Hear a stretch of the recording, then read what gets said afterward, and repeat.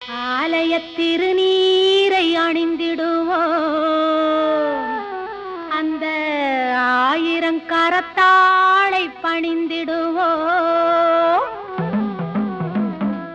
ஆலய திருநீரை அணிந்திடுவோம், அந்த ஆயிரங்கரத்தாளை பணிந்திடுவோம்.